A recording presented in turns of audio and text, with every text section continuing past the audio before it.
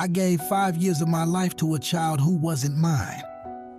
Woke up early, changed diapers, missed games, all for a little girl who called me daddy. Then one day, a phone call, 0% match. Not only was I not the father, the real dad was my teammate, the same man who stood beside me in the locker room, who ate at my table, who shook my hand while he was sleeping with my girl. The media had jokes. The sponsors dropped me. But this ain't a story about loss. It's about what happens when a man takes his power back. This is my story. This is You Are Not the Father, a raw, urban manipulation thriller about betrayal, collapse, and rebirth. So, if you think you've heard it all, you haven't. Hit follow on your favorite platform now, because the next story might just change the way you see everything. Don't miss a single twisted turn.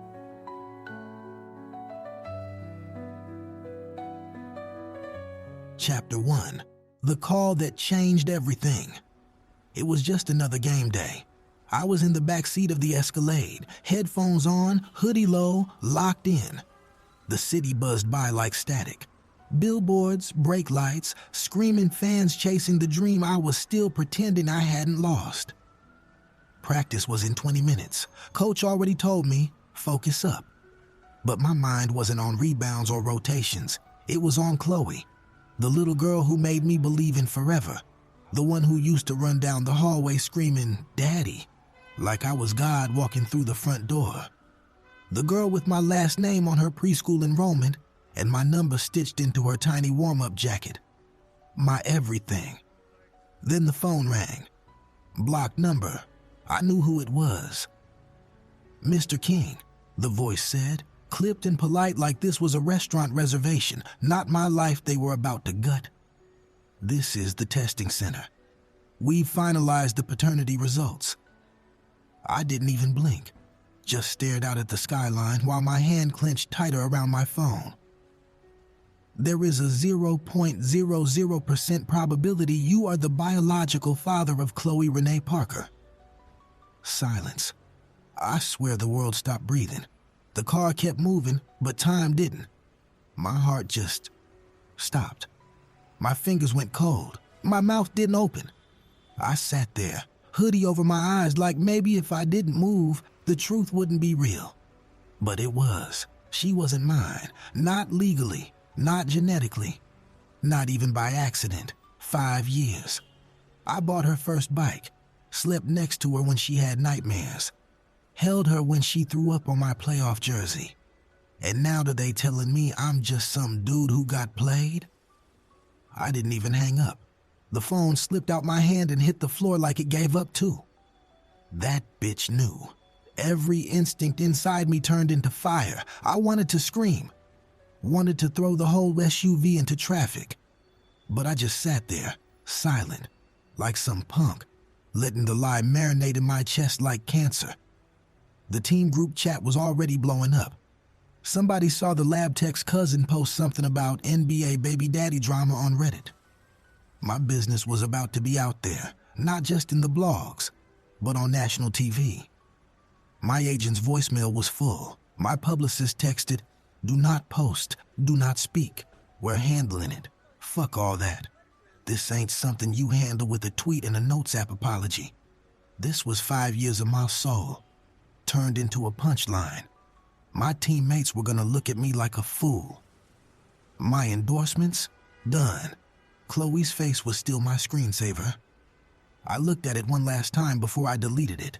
She was smiling, big gummy grin, holding up a best daddy card she made in crayon last Father's Day. God damn, this can't be my life.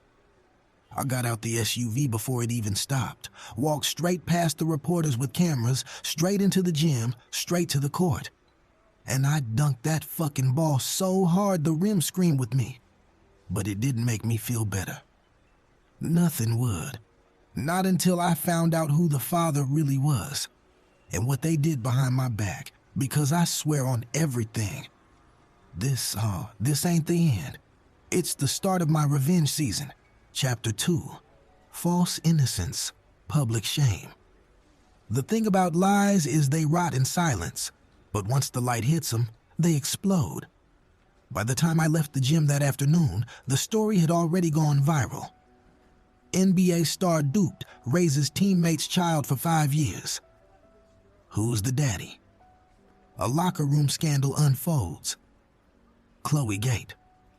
They gave my daughter's pain a hashtag. I pulled up to the house like a damn earthquake.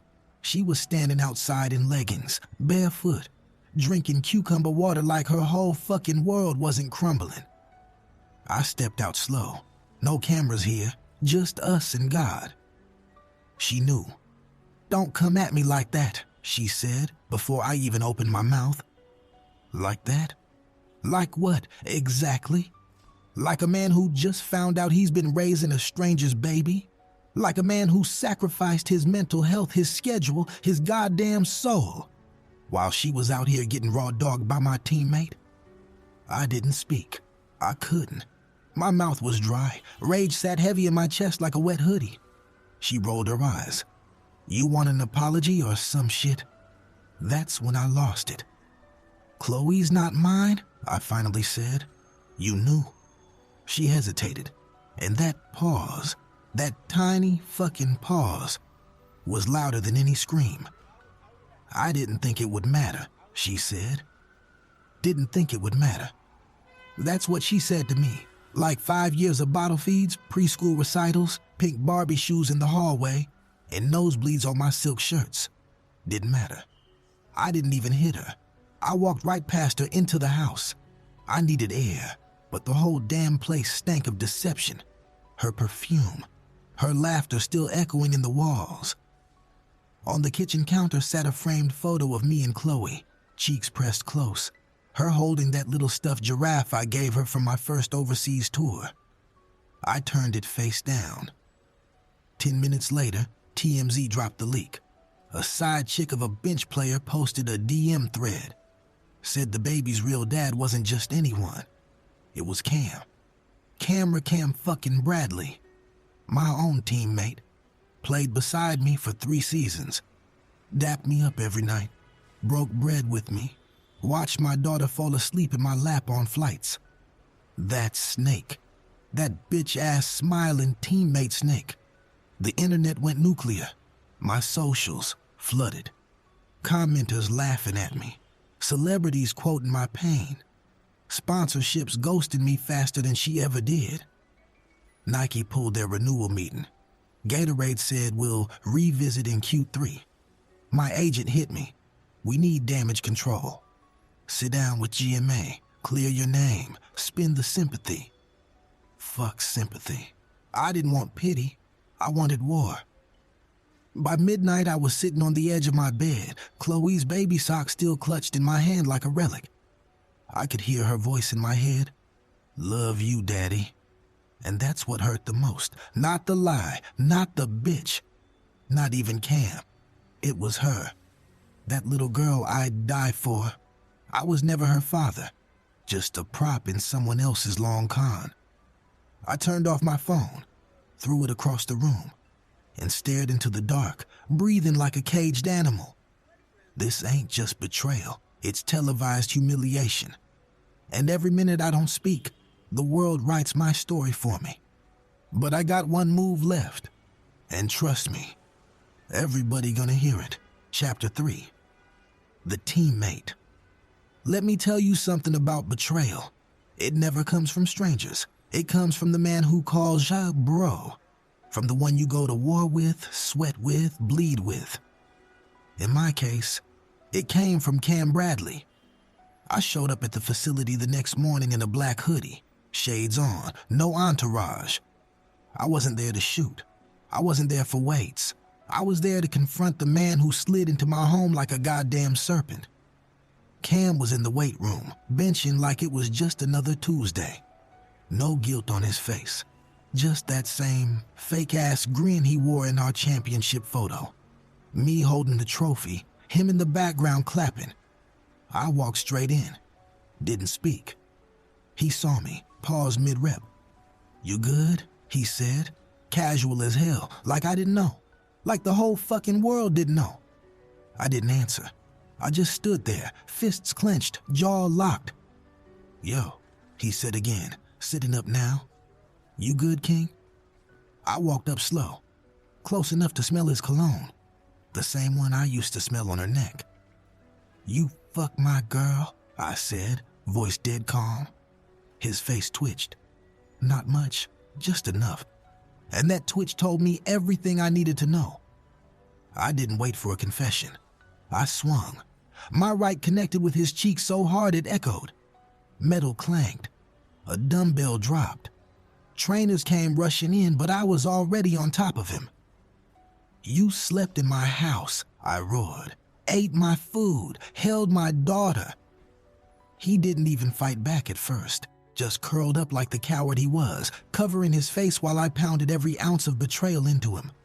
Someone grabbed me, 3, maybe 4 dudes. But I kept swinging until they pulled me back hard. "Get the fuck off me!" My vision was red. My chest was heaving. My soul split down the middle. Cam sat on the ground bleeding, lips split, face swollen. Still, he had the nerve to say it. I didn't mean for it to go that far. "You didn't mean?" I lunged again. Trainers wrestled me back. That's when Coach stormed in. "Office, now." We sat in silence across from each other in the coach's office, ice packs on our hands. PR was already in the hallway. They'd heard. Coach stared me down. Not with anger, with that tired disappointment of a man watching one of his stars fall in real time. "Tell me this isn't true," he said. I didn't respond. He sighed, deep, long. "This hits press.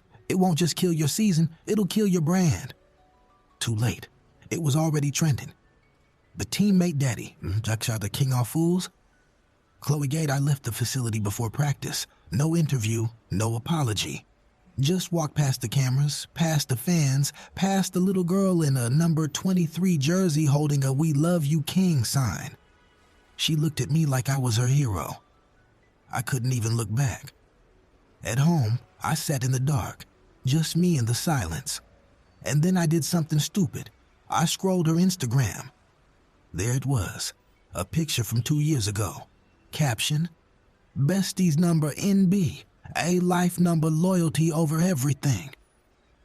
And right there in the background, Cam, shirtless, in my pool. I should have seen it, should have known. But when love is blind, betrayal is a motherfucker. I picked up a bottle of Hennessy, took a long pull. Then I recorded a video, front-facing, raw, no filter. "Since y'all want to laugh at me, let's talk. You raise a baby, love a woman, give your whole life, and they both ain't yours. Imagine that." I posted it. No caption, just truth. And the internet exploded. Chapter 4. Mind racing, media hunting. I couldn't sleep. I laid in bed staring at the ceiling fan, the blades spinning just like my thoughts. My mind was racing, past, present, future. Everything crashing at once like bad audio distortion in my own head. No Chloe running in to hug me goodnight. No good luck kisses before game day. Just silence, and the faint hum of my name getting dragged through headlines. NBA star breaks. Silence on paternity scandal. Fatherhood fraud. Cam Bradley named in viral video. Chloe Gate heats up. The video that shocked sports media. Every station had it. Every late-night host had a joke. One of them said, "At least he knows who's not the father. Most of us still waiting on Maury." I wanted to smash the screen, but I just sat there. Number my agent kept calling. I ignored him. My publicist texted, "ABC, Fox, Shade Room, and The Breakfast Club want exclusives. GMA wants a tearful sit-down. You in?" Number I wasn't doing any fake cry session. This wasn't about image. It was about truth and pain and betrayal. So I did what I knew how to do. I started watching tapes, not game tapes, her tapes, old iCloud clips, birthday parties, vacations. Chloe on the swings calling Cam Uncle Cam. My stomach twisted. His hands were always there. Behind her on the slide, next to her at the cake. Motherfucker. By midday, the league had issued a no comment. But teammates were talking. One DM'd me, "Yo, we thought you knew." Thought I knew. Turns out the whispers were there, locker room jokes. One even said he saw Cam driving my girl's car once. Said they were arguing in a parking lot back in 2021. I didn't want to believe it. But now the puzzle was snapping into place. I looked in the mirror and saw a man breaking. Not physically, not publicly, but internally. The kind of pain that doesn't scream. It simmers, it waits, and then it consumes. Later that night, a burner account dropped a bombshell on Twitter. Cam's been playing daddy for years. Ask about that secret Airbnb on Fairfax. Airbnb? I clicked the link. A photo. Grainy but clear enough. Cam in a hoodie and my ex, with Chloe in tow. No stroller. Just her on his shoulders. I had to pause the video, because in it, Chloe looked happy. Like she didn't even miss me. Like Cam was her real dad all along. That's when the tears came. Not rage this time, just grief. I sat on the floor, back against the wall, bottle in my hand, tears soaking my shirt. No cameras, no crowd, no teammates, no lawyers, just me. A man who gave his heart to a lie, a man erased by truth. I didn't answer the phone when Mom called, didn't check on the team's group chat, didn't scroll the blogs. I just stayed in that dark room, quiet, broken, remembering how I used to read Chloe bedtime stories, how I used to dream about walking her down the aisle, and now I was just a footnote in her story, a headline in her life, a cautionary tale for every man who loved too hard without asking enough questions. But I wasn't done, not yet, because the next chapter of this pain, I was gonna write it in blood. Chapter 5. Chloe's birthday, no balloons. She turned 5 the next day. Chloe, the little girl who used to paint hearts on my arms with washable markers. The one who would cry when I left for away games. And now she had a whole new daddy. One who looked like me, wore the same number, lived in the same city, and played on the same fucking team. Her mom, my ex, had the audacity to send an invitation. White envelope, gold script. Chloe's 5th birthday, magical memories await. I stared at it for an hour before I RSP'd. Not because I wanted to go, because I had to, for her. I pulled up late, SUV tinted, hoodie up, parked 2 blocks away to avoid the circus.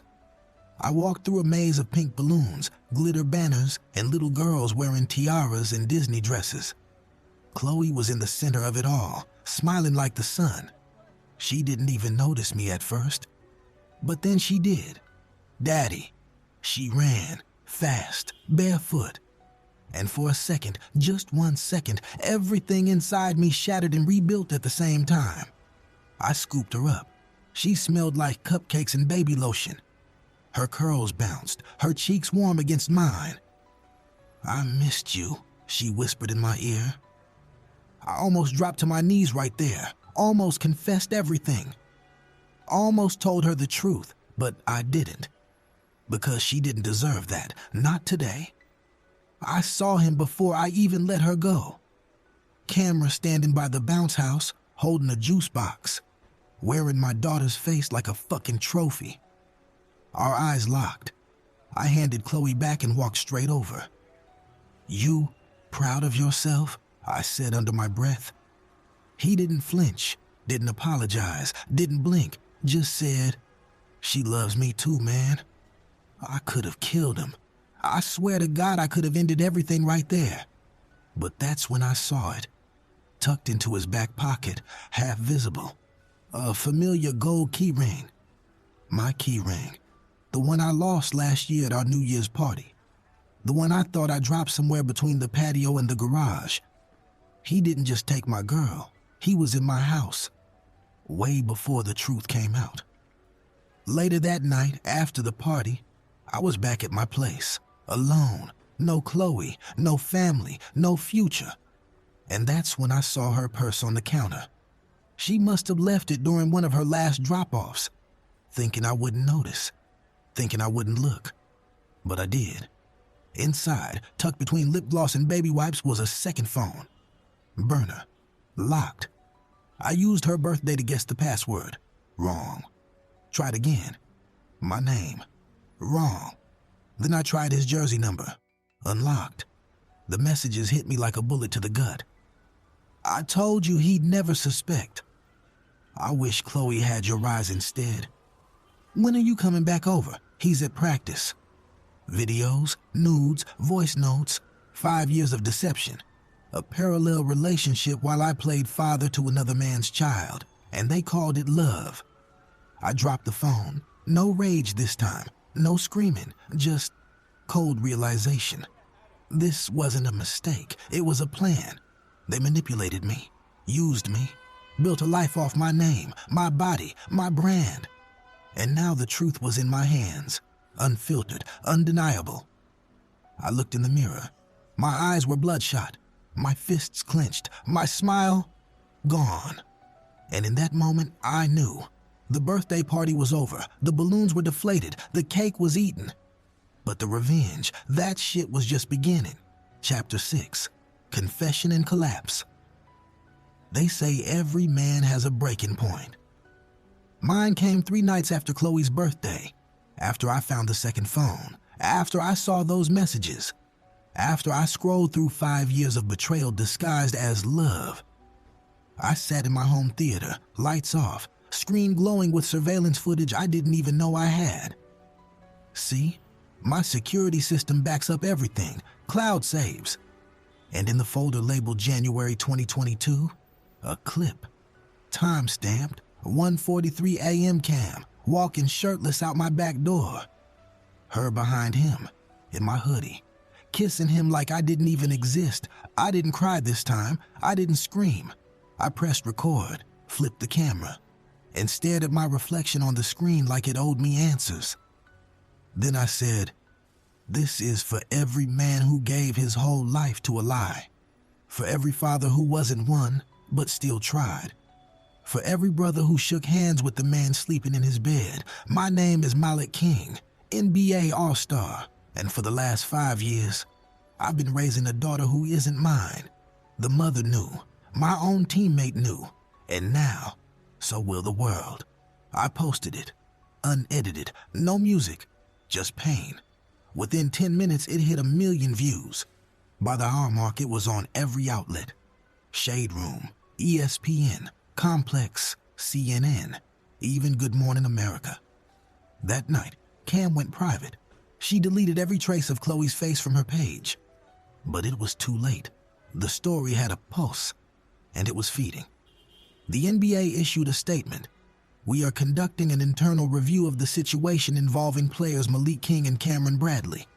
We ask that all parties respect the privacy of the child involved." Privacy. Y'all televised my pain, sold ad space on my heartbreak. And now you want silence? Nah. By morning, brands had started pulling out. Gatorade, gone. Beats, gone. Jordan Brand paused our collab indefinitely. My manager tried to soften the blow. "We'll spin this. You're a victim. America loves a comeback." But I wasn't looking for sympathy.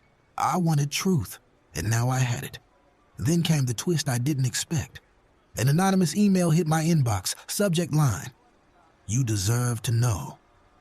Inside, a video file, unlisted YouTube link. I hesitated, clicked. It was her, my ex, sitting in a car, filming herself, face streaked with tears. "If you're watching this, then you probably already know everything. I never meant for it to go this far. I didn't plan to lie forever. I was scared. Scared you'd leave. Scared I'd lose the life we built. And Cam, he was just supposed to be a mistake. But I fell in love with both of you. I just didn't know how to choose." She sniffled. "Chloe doesn't know. She still thinks you're her dad. And maybe, in some way, you still are. I know I don't deserve forgiveness, but I'm sorry. The screen went black. I stared at the upload date. 3 months ago. She recorded this before the truth came out, before the scandal, before my collapse. So, she knew. She always knew. That night, my mother called, finally. She didn't say much, just, "Baby, come home. You don't gotta fight this war alone." I didn't respond. I just sat there, staring at a photo of me and Chloe, the last real moment before everything cracked. I thought I hit rock bottom already, but truth is, I was still falling. And if there's one thing I know about free fall, eventually, you hit something. And when I hit, everybody's gonna feel it. Chapter 7. Retaliation in Silence. I vanished. No Instagram posts, no media statements, no games played, no practice appearances. Just silence. They said I was mentally unfit to compete. They said I was grieving privately. They said a whole lot of shit, but none of it was true. I wasn't grieving. I wasn't broken. I wasn't even angry anymore. I was calculating. I moved out of the city, took a rental cabin 2 hours upstate. No Wi-Fi, no paparazzi, no memories. Just trees, heat, and time. Time to think. Time to plan. Time to become the kind of man who doesn't let the world chew him up and spit him out. I stopped answering everyone. My agent, my mother, even my trainer. Only person I kept in contact with? My lawyer. Because while the media was feeding off my downfall, I was building a legal nuke. See, what people forget is this. There's power in stillness. When you stop reacting, they stop controlling. So I let the blogs run wild, let Cam post filtered selfies from his new family outings. Let her drop subtle quotes on Instagram like, "Only God can judge me." Cute. Meanwhile, I was filing civil action. Fraud, emotional damages, custody appeal, breach of fiduciary trust. Yup, I got lawyers who read everything, and they were pissed. Then came the bombshell. My lawyer called. Cam's being investigated by the league's ethics committee. There's a potential contract violation for conduct unbecoming of a teammate. We're sending over statements, NDA breaches, text logs, everything. I didn't smile, not yet, but it felt like oxygen for the first time in weeks. I posted one photo, just one, a shot of the mountains. Caption, "Silence is never weakness, it's precision." Millions of likes, thousands of comments, everyone speculating, where's Malik? What's he planning? They thought I was healing. They thought I was rebuilding. They didn't realize I was reclaiming. Then she called, blocked number. But I knew the voice. She didn't even start with hello, just, "I miss you." I was wrong. I let her talk, let her cry, let her twist the knife with every apology. Every "Chloe still asks for you." Every "I never meant to hurt you." And then I said, "You didn't hurt me. You buried me. But the thing about dead men, they rise different." I hung up. That night, I got word Cam had been benched, suspended indefinitely. Personal conduct was the official statement. Unofficially, he lost the locker room. Nobody daps a man who betrayed blood. I booked a flight, returned to the city. Not to reclaim the spotlight, not to fix what was broken, but to stand tall in the ruins, like a monument to survival. I met with Chloe one last time at the supervised visit center. She wore pink again, hair in little braids, gripping that same stuffed giraffe. "Hi, Daddy," she said. And just like that, my knees buckled. But I didn't cry, didn't break. I sat, held her hand, told her a story, laughed with her, let her lean on my shoulder like she always used to. Then I stood up, and I let her go, because sometimes real strength is not in holding on. It's in knowing when to walk away. Chapter 8. Real love, no more lies. I thought I'd never trust again. Thought every woman had an angle, every smile hid a plan, every "I love you" was just foreplay to manipulation. But then I met her. No cameras, no fame, no filters. She worked at a bookstore in Brooklyn. Brown skin like dusk, locks tucked in a red head wrap, wore glasses and Doc Martens, and called me out the second I stepped in. "You look lost," she said, either emotionally or alphabetically. I laughed, for real this time. Her name was Nia. She didn't ask about the scandal, didn't follow sports, didn't care about NBA drama. Said she saw me once on a billboard, but thought I was just another tall man in a hoodie. We got coffee, talked about music, poetry, the difference between surviving and healing. She had this way of looking at me like she saw me. Not the stats, not the money, not the headlines, just me. And for the first time in a long time, I wasn't performing, wasn't defending, wasn't apologizing for bleeding. I was just breathing. It didn't fix everything. Chloe was still gone. The betrayal still lived in the corners of my chest, but I stopped bleeding and started building. Nia would touch my arm when I flinched in my sleep, rub circles on my palm when I drifted into silence, remind me, softly, steadily, that broken doesn't mean ruined. We made love with no power games, no manipulation, just connection, real, gentle, honest. I started journaling, doing therapy twice a week, lifting again, but not to punish, to strengthen. My comeback wasn't for the league, it was for me, for the man who was stripped bare in public and rebuilt himself in private. One day, Nia asked me something no one else had. If Chloe called you daddy again, would you answer? I didn't speak for a long time. Then I said, yeah, but I wouldn't stay. Not unless I knew I was needed, not wanted, not used, needed. She nodded, kissed my forehead, and said, that's the difference between who you were and who you are now. I got a call from my agent. New endorsements on the table, documentary offers, even a publishing deal. I told him maybe, but I wasn't chasing redemption anymore. I wasn't here to fix the narrative, I was living it. And if you're listening to this, if you've ever been betrayed, played, twisted into a version of yourself you barely recognize, let me say this. You are not your heartbreak. You are not the lie they told. You are not the father. But you are the one who gets to decide what happens next.